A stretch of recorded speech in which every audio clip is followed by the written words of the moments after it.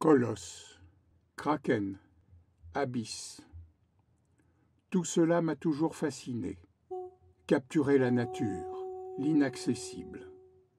Qui n'a jamais essayé de mettre à jour ces mystères, de les comprendre, de les expliquer? Était-ce trop ambitieux? Longtemps, j'ai répliqué ce qui m'entourait. Je voulais capturer les détails de chaque fleur, de chaque plante, les plus fines racines, les branches tortueuses, l'éclosion d'un bourgeon. Je les copiais, inlassablement.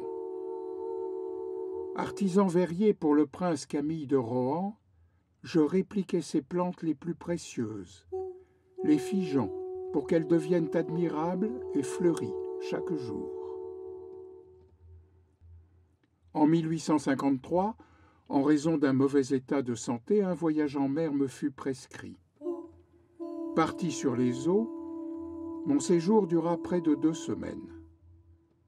Durant ce périple, constamment entouré par les horizons marins, je pris le temps de les redécouvrir. J'étais happé par les houles mystérieuses. Que pouvaient-elles bien cacher? Je profitais de ce temps de repos pour m'intéresser aux animaux marins, les observer de plus près, les dessiner. Je fus frappé par la fluidité, la transparence de ces espèces. Cela me rappelait la matière du verre que je façonnais depuis des années. Explorateurs, illustrateurs, naturalistes, nous avions tous en tête de révéler ce qui nous était encore inconnu. Lors de mon périple, au détour d'une plage, je vis cet animal échoué, comme posé sur le sable, inerte.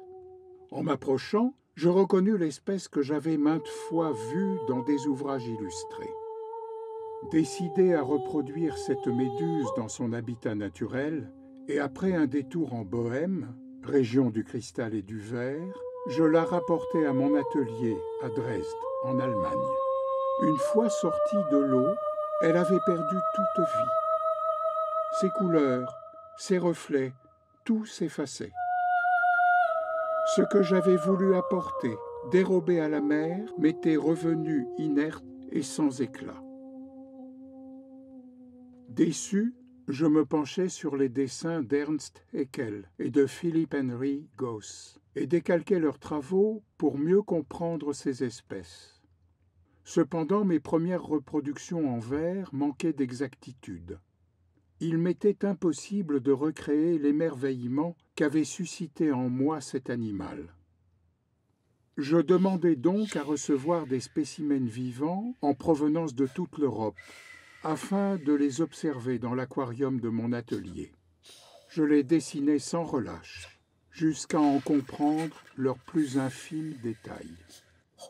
Au fond de mon atelier, je façonnais le verre sur une flamme, afin de recréer la forme exacte du corps de cette méduse. J'avais mis au point une technique extrêmement précise, le filage, qui consistait à chauffer des baguettes de verre afin de les rendre malléables. Peu à peu, grâce à l'émaillage et aux effets de transparence, je parvins à faire revivre par le verre la beauté éphémère de cet animal marin. En perfectionnant cette technique, je produisis les premières pièces d'une collection appelée à un bel avenir. Les musées d'histoire naturelle, alors en pleine expansion, multiplièrent leurs commandes. Mon atelier était en plein essor. Suscitant un vif engouement, ces pièces furent envoyées dans de nombreux musées, en Europe, en Amérique, en Inde et jusqu'au Japon. J'étoffai mon catalogue, proposant près de 700 espèces différentes, anémones et étoiles de mer, mollusques et même crustacés. Peu à peu, je transmis mon savoir-faire à mon fils Rudolf et lui enseignai toutes les techniques que j'avais développées. Verre au chalumeau, à la lampe, ou encore soufflé, modelé et coloré. Notre maîtrise de ce matériau nous permit de créer des milliers de pièces qui enchantèrent les collectionneurs comme les musées scientifiques de renom. N'est-ce pas le propre de l'homme que de vouloir s'approprier ne serait-ce qu'un fragment de la perfection de la nature. J'ai consacré ma vie à vouloir la comprendre, la répliquer, en capturer l'essence.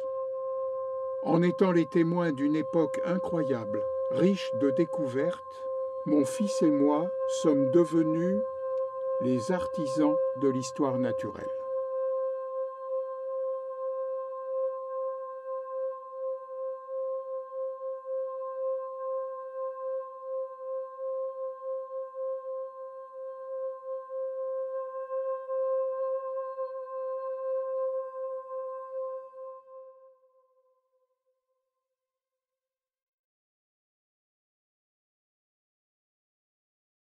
Ooh.